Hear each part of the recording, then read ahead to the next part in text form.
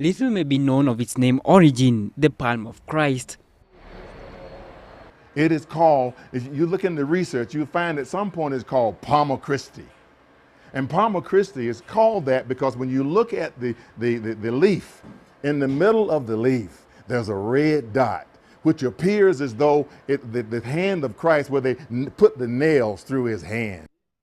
The castor oil plant grows best in semi-arid areas and has a maturity period of 6 months. 3 years ago, Peter Waweru ventured into biofuel business. He buys the seeds from locals. Per acre of castor oil, if one is able to plant an acre, the expected yield from year 2 onwards is about 100,000 shillings per acre per year. And that, particularly when you consider the areas we're talking about, the semi-arid areas where land is idle because there's nothing that can thrive there. That is true economic transformation. A great supply to the industry comes from the eastern part of the country. Currently, 1,000 families are benefiting, but the target is 5,000 families by the year 2020. Through faith-based organizations, the seeds are distributed and collected from one point.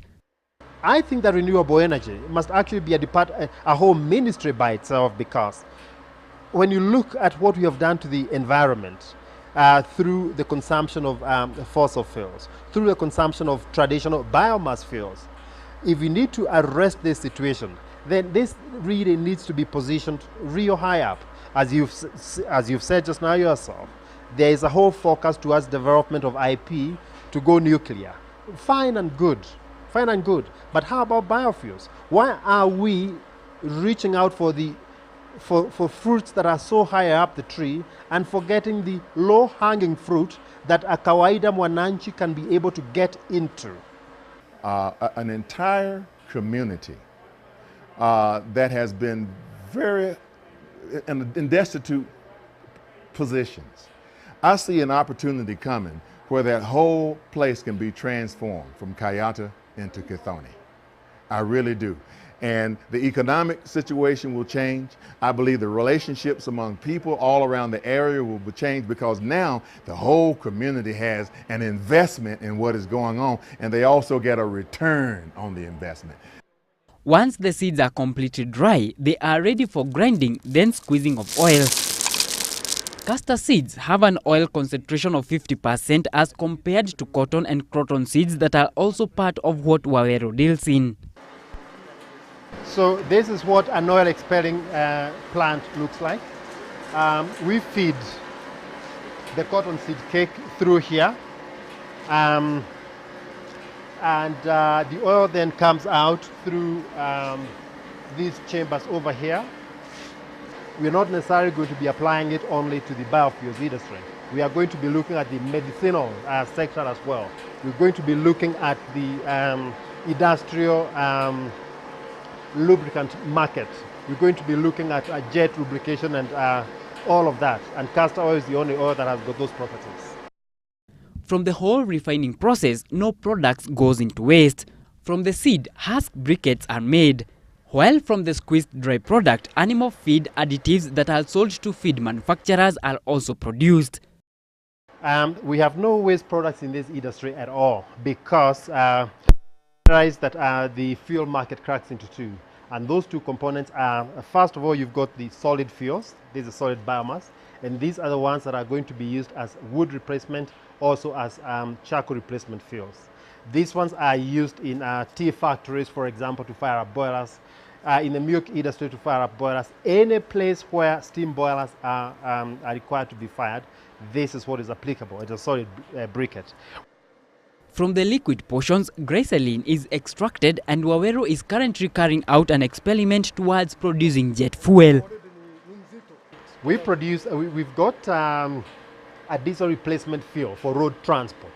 That product is called Diesel Rin, standing for renewable diesel. Diesel Rin is our brand for that one. We produce a paraffin replacement fuel for which we've got a provisional patent. That fuel is called Storin, standing for Stove Renewable Energy. Storin is the second one. The third fuel that we produce is the one that we do from glycerine, and that is called boiler rin, targeting the boilers. That's the third fuel that we do. The fuel that we are experimenting with now, we have not had that kitted out, is jet fuel. We want to be the first company to test aircraft on renewable fuels here in the country. Biosal Corporation is currently producing 2,000 liters of biofuel, but lack of political commitment towards the biofuel sector couples the business. As a country, in regard to biofuels, we start absolutely nowhere because I don't think we even use 0.5% of biofuels within our energy stack. The fuels that we use, for example, for road transport, for jet fuel, for power generation, all of those fuels are fossil-based fuels. As a nation, we don't even have a biofuels policy. We don't have one in place now. Advantages of the oil cannot be overemphasized, from a clean environment and its savings.